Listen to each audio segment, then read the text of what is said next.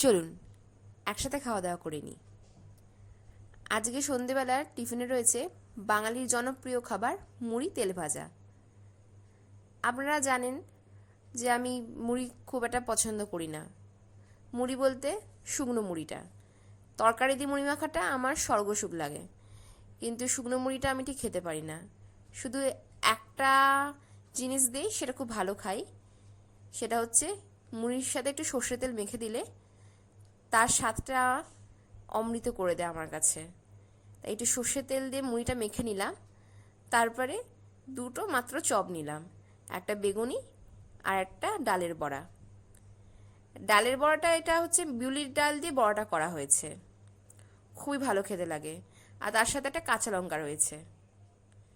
ব্যাস, তাড়াতাড়ি করে এক গাল মুড়ি, চপ আর কাঁচা লঙ্কা, জমে ক্ষীর।